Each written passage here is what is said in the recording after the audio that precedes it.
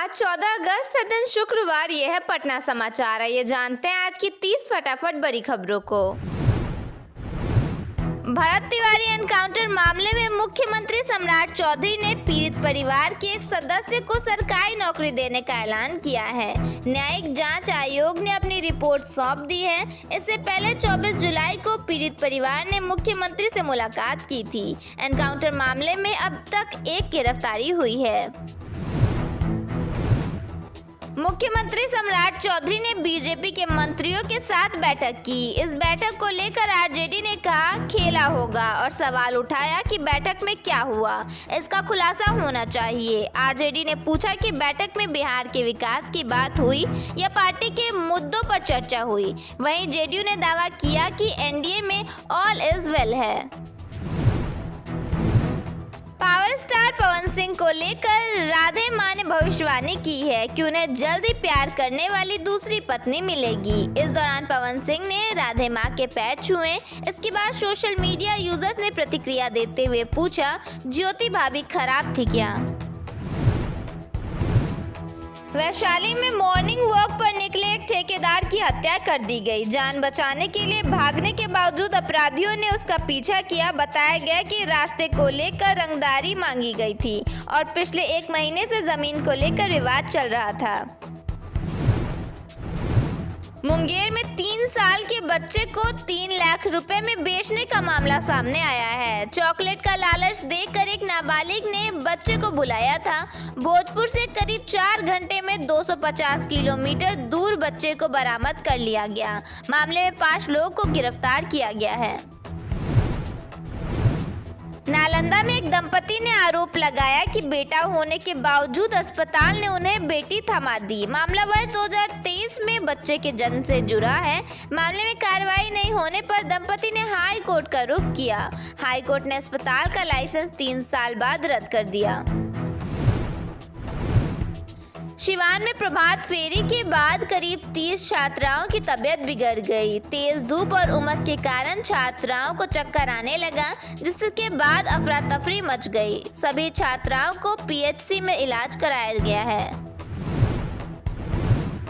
आकाशदीप और मुकेश को डीएसपी की नौकरी में 5 साल की शर्त रखी गई है। दोनों को 5 साल तक क्रिकेट खेलना होगा।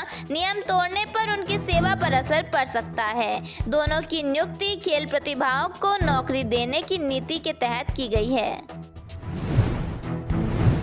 जेडीयू मंत्री ज्वाइनिंग लेटर बांट रहे थे, तभी स्टाफ फूल हटाने लगे। इस दौरान मुख्यमंत्री ने कहा कि आपके एक सिग्नेचर से किसी का भला हो सकता है। बिहार को 2027 अवसर मिले हैं। पटना, भोजपुर, अरवल, जहानाबाद समेत 18 जिलों में आज बारिश को लेकर येलो अलर्ट जारी किया गया है। इसके अलावा अन्य सभी जिलों में मौसम गर्म बना रहेगा। अधिकतम तापमान 36 से 38 डिग्री सेल्सियस के बीच रहेगा।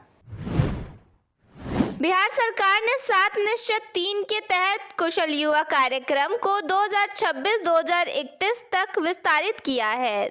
430.08 करोड़ रुपए के बजट से हर साल 2.57 लाख से अधिक युवाओं को एआई, ड्रोन, डिजिटल मार्केटिंग और सोलर तकनीक जैसे भविष्य के कौशल का प्रशिक्षण मिलेगा।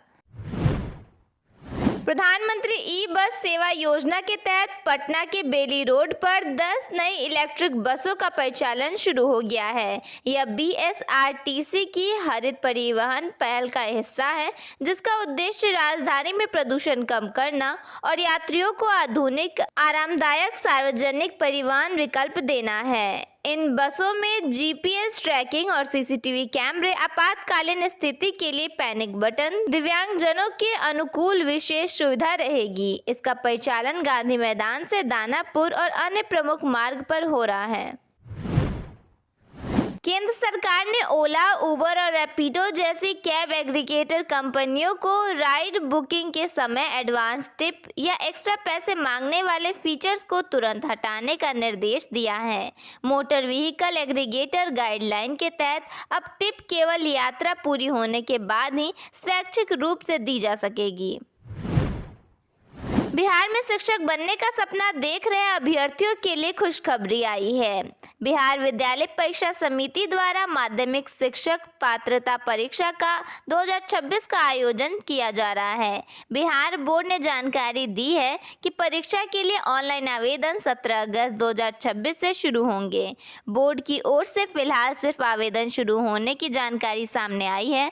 आवेदन शुरू होने के बाद कैंडिडेट बीएसईबी की ऑफिशियल वेबसाइट के जरिए ऑनलाइन फॉर्म भर सकेंगे।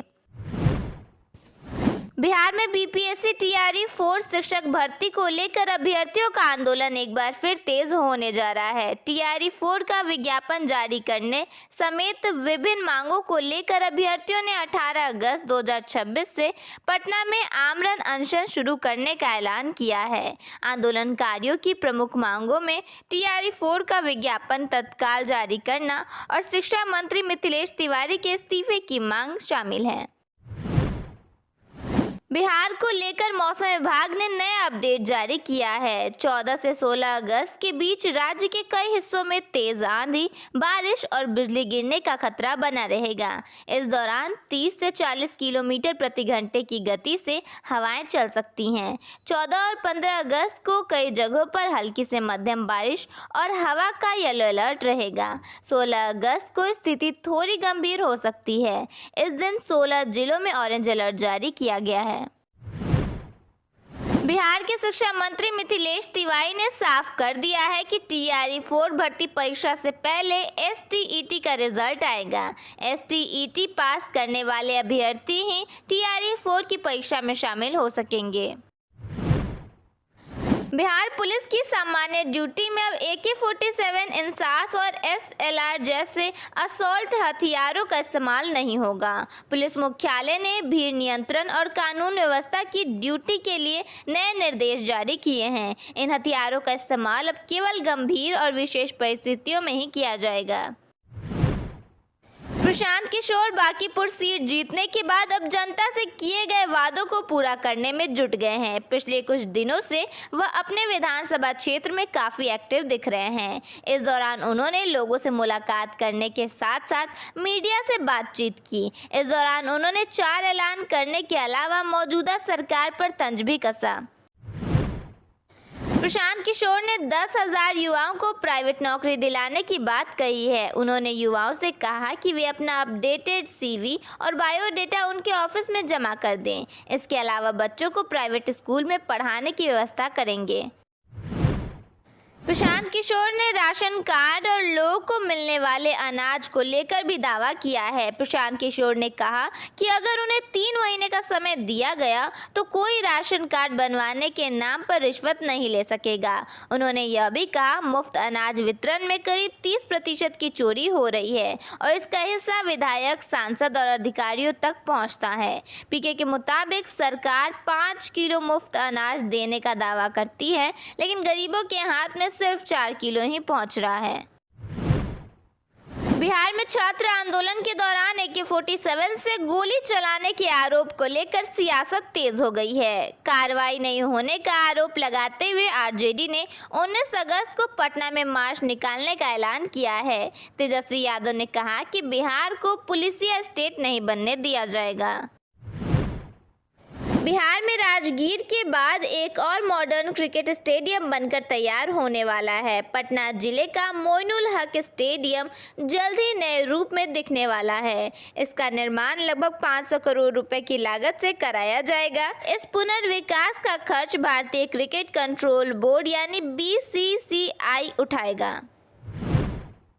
भोजपुर जिले में अगस्त में सामान्य से 56% कम बारिश हुई है, जिससे सूखे जैसे हालात बन गए हैं और किसानों की चिंता बढ़ गई है। नहरों में पानी की कमी और खेतों में दरारें पड़ने से खरीफ फसलों पर बुरा असर पड़ने की आशंका है, जिससे किसान भूखमरी के शिकार हो सकते हैं।